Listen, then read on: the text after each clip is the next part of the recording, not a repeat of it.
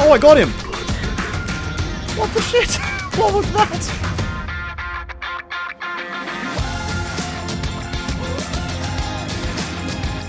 G'day there once again viewers, this is your mate Kamikaze78 here, coming to you guys with some more Planetside 2 content. So guys, this past weekend, Outfit Wars happened, and look, I'm going to come out and say it, it was a fun time. Outfit Wars demonstrated some incredible fighting between the factions in some of the battles that we saw, with some of the battles being absolute nail-biters and using some incredibly unique tactics that I don't think we've ever seen on the live server.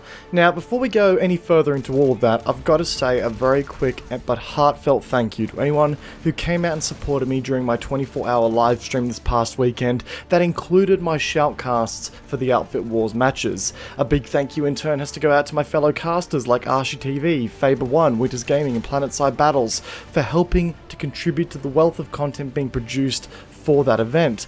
But in addition to that, an extra big thank you has to go out to the Commander Sirius, the one and only, who agreed to join me for the Connery Outfit Wars cast that I had the pleasure of being the primary caster for. It was a pleasure working with you, dude, and I look forward to working together in the future on more casts. And on top of that, I've also got to say a big thank you to the developers for giving me the opportunity to come along and officially cast that Connery Gold Tier game. It's been an absolute pleasure, and I really hope that I met the expectations you guys had for me, and if so, my DMs are open to cast future matches. But now with all this, here and done, after the first season of Outfit Wars, there's been a lot of discussion surrounding both the qualification phase and the actual Outfit Wars.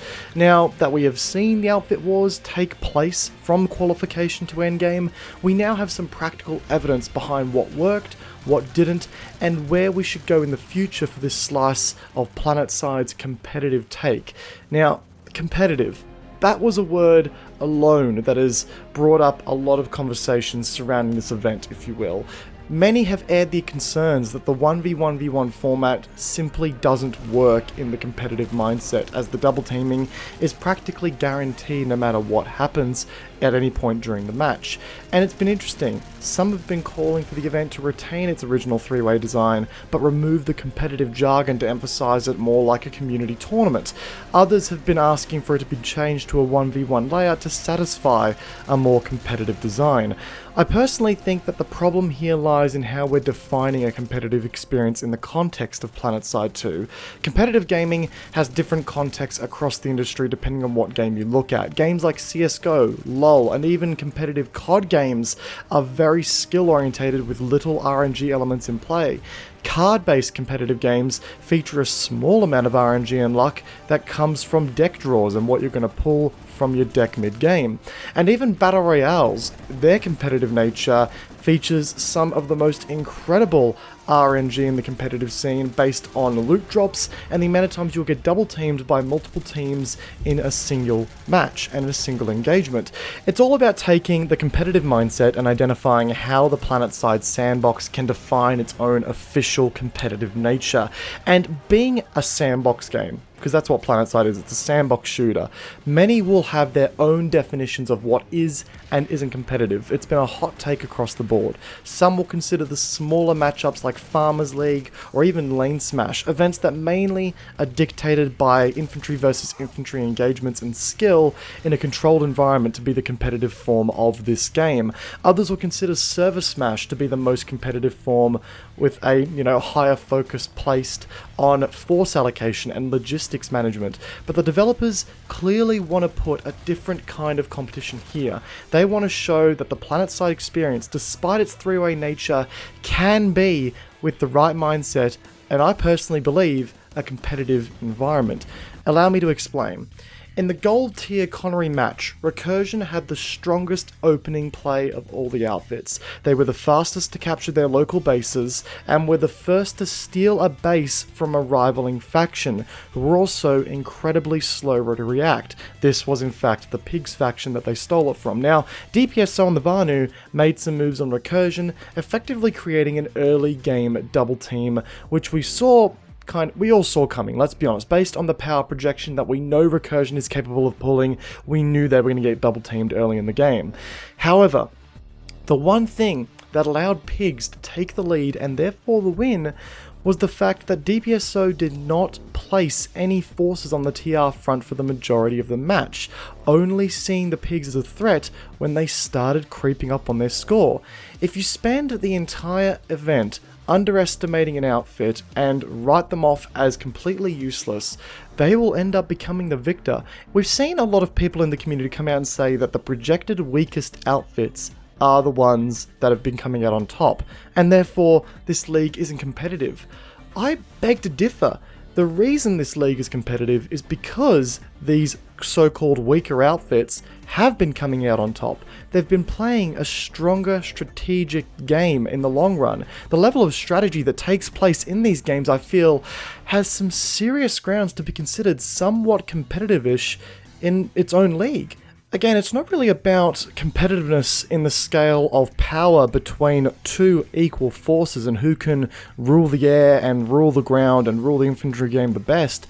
It's all about who can see a weakness in one faction's play and exploit that, all the while still providing the correct amount of force allocation to the other faction on your doorstep.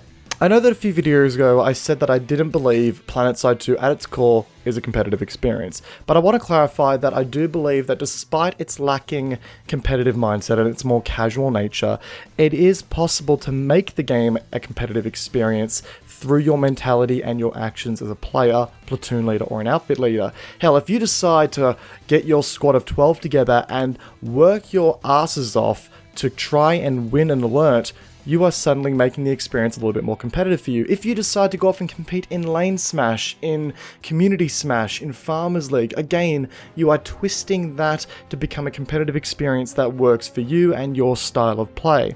Outfit Wars is just a style of competitiveness that we have not seen in Planetside 2 yet, and it's attempting to take the core Planetside experience and make it a slightly more competitive one. It's just a different style of competitiveness that we have not seen thus far. It's the ability to read the map and look at both of the movements of your enemies to make moves that will potentially allow for you to steal that victory with the right strategy. And it's not about developing a strategy from the start and seeing that through. We've seen outfits fall under those circumstances. It's all about remaining adaptable on the battlefield. For me, it's all about the execution of the mid-game strategy that makes these three-way games a lot more interesting to me as a competitive standpoint, as a spectator and a caster. And I think the ability to be fluid on what other outfits are doing to ensure you aren't blindly double-teaming and let a victory slip away is something that we can define as a somewhat of a competitive environment in Planetside 2, and it's clearly what the developers want to endorse as their version of an official competitive field. There are other playlists out there, guys, that accomplish these 1v1 competitive environments that people have been crying out for. The guys over at Planetside Battles are doing this, and they're doing it very well.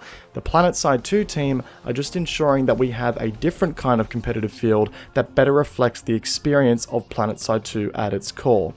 And with that, I think some further changes need to be made to both the final match and the qualifiers to better reflect that experience and better measure the placement of outfits in leagues that we are going to see for future battles. Qualifiers, I think, are a key factor that kinda spoiled the experience for a fair amount of people going into this. So let's talk qualifiers. We've already talked about these in the past. I want to do it again. I apologize if I'm coming off like a broken record. I think there were four main issues that came about that we really need to address here. Number one, the issues of faction base ownership and the mentality of stealing bases from other outfits within your faction. Number two, the lacking incentive to defend and instead let a fellow outfit lose a base so that you can come in and capture it later.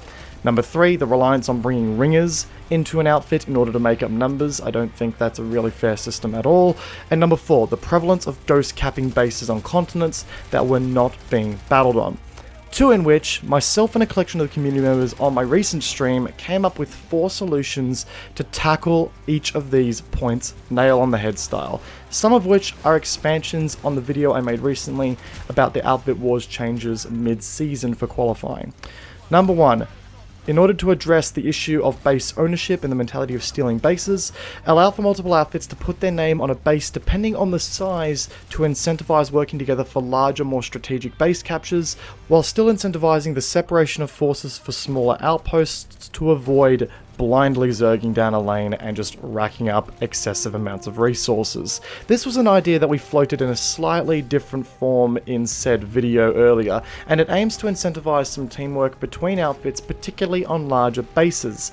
Basically, the idea follows the logic of the larger the base, the larger the force a faction needs to dedicate to it in order to capture it, and therefore the more contributions that should be noted. So the system is that smaller outposts will follow the same mechanics that we have been doing so as they are currently, winner takes all. Larger outposts like the Crown, Waterson's Redemption, Fort Drexler, so on and so forth, will offer 2 outfits the capture to earn resources per tick to incentivize again some more teamwork, with facilities like tech plants offering 3 outfits said position.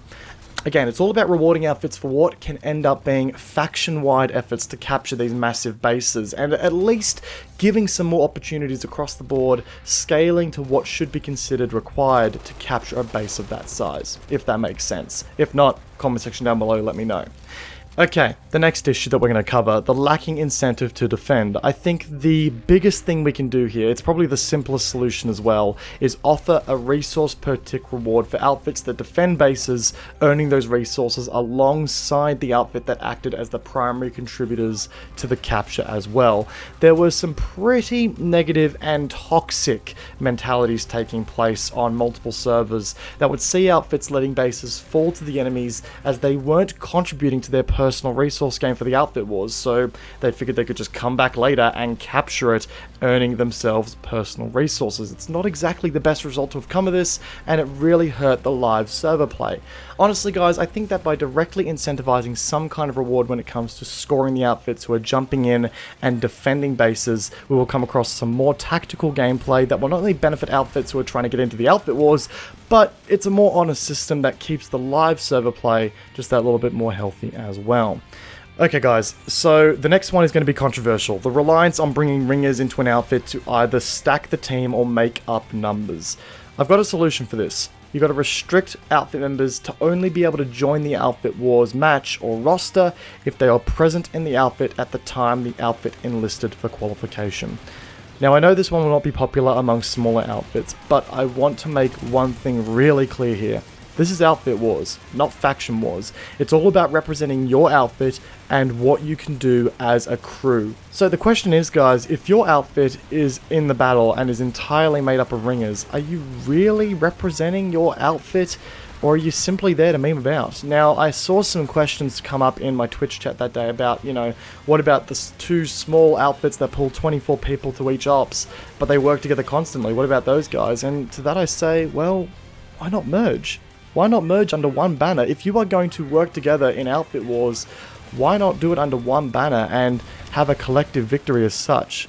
The way I see it, guys, it should be made up among people who are there to compete with their actual outfit on a strategic level in a more controlled environment. So again, I personally believe that there should be a system in play where you should only be able to join an outfit war if you were in the outfit at the start of the qualification phase and you were somebody who was contributing to the outfit's place on the leaderboards. Now, just as a slight tangent here as well, guys, I also believe that outfit leads should be able to create a roster of players that limits who can actually join Desolation, that being their list of 48 main players who will be allowed onto the continent, as well as the 12 reserves to ensure that disconnects, crashes, and unavailability are factored into place here as well. So a total of 60 players on a roster so that you don't have any misunderstanding connections that could really get in the way of logistics for the actual match itself.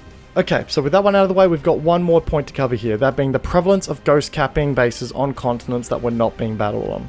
Okay, I understand it was a big part of the meta in the last season because it was available for outfits to do. I want that to be changed. I personally think that outfit wars and, the qualification phase there should be done off of a merit of conflict and who battled each other the best and who played the better strategic game. So how do we reflect that in live? I think it's simple. Restrict resource accumulation for the outfit wars leaderboards to only take place during continent lock alerts on continents with a minimum population satisfied across all 3 factions at a time, and with the continent being completely open, not unstable. Now, this may sound a bit weird out of the gate, but this was my favourite solution to not only stopping ghost capping on off continents to gain an advantage, but let's also think about this for a second. Outfit Wars, in practicality, is essentially a smaller alert, played on a smaller map with each force having a straight up even number of players.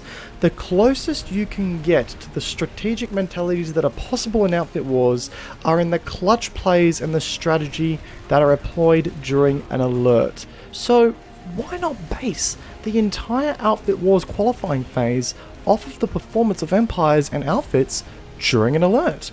To me, it makes the most amount of sense considering that the closest thing to the competitive style you get in live play is alerts, and it's clear that RPG wants to make this gameplay style their main competitive outlet to represent Planetside 2, so why not make it the core of the entire system?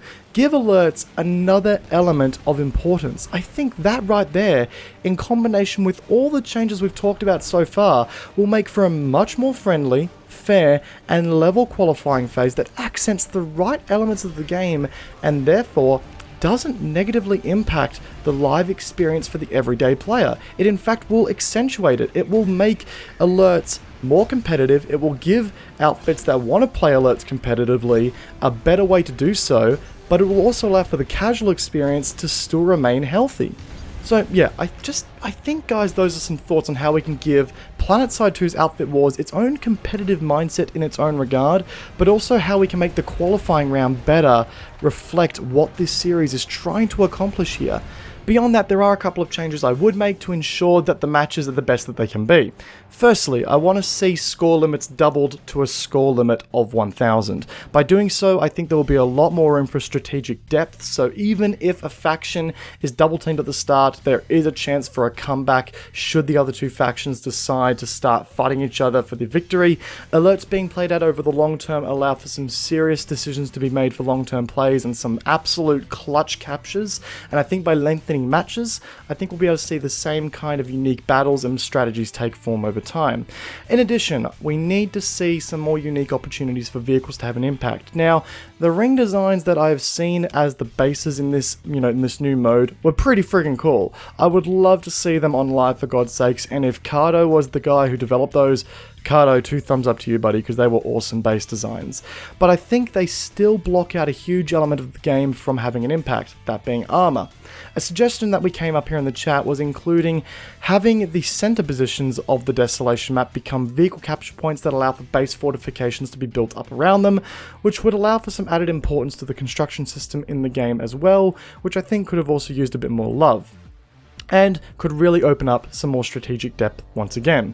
The last 2 points I have to bring up here is that overall the viewing experience needs to be improved a little bit through added tools for the caster, additional HUD elements to allow for added depth, and more strategic room for insights in-game, as well as the ability for all tiers to be streamed and highlighted, as, they all produce some incredibly amazing matches that I wish I could have casted, but sadly, no such luck. The scheduling did not allow that, so I hope we can change that over time. But guys, that wraps up today's rather lengthy discussion on Outfit Wars. I know that not everyone is going to find this to be a competitive experience, but it is very clear that Planetside 2 wants this to be its competitive experience. And I think by removing the 1v1v1 layout, we're going to lose a lot of what is Planetside 2 when we're bringing 2,000 people onto Twitch and showing people what this game can look like in a small, somewhat competitive environment. Again, competitiveness here is not about the power disposition between two factions and who can rule the air the best, who can rule the ground the best, and who can rule the infantry the best. It's all about who can allocate their forces based on what the other two empires are doing best, and who can win a long-term objective of capturing the alert and capturing the continent in the long run. That is what Planetside is when it comes to alerts, and that is what Planetside is clearly what they're trying to be with the Outfit Wars system. Guys, if you enjoyed today's video, a back hitting that like button would be greatly appreciated. This was a longer video, I will definitely agree to that, but you guys have certainly proven to me that longer videos are not as much a problem, so here we are, guys. If you guys enjoyed the video and you're new here, be sure to hit the subscribe button while you're backhanding the like button, and be sure to hit the notification bell to turn on notifications for future videos as well. I've got some really cool things in the works, and I can't wait to show you guys those as well. You can also join my channel membership in the description down below and on the join button, with all my social media links being in the description down below as well. Once again, guys, I hope you enjoyed today's video. Peace out, and I will see you guys all next time. Have a good one, guys. Take care.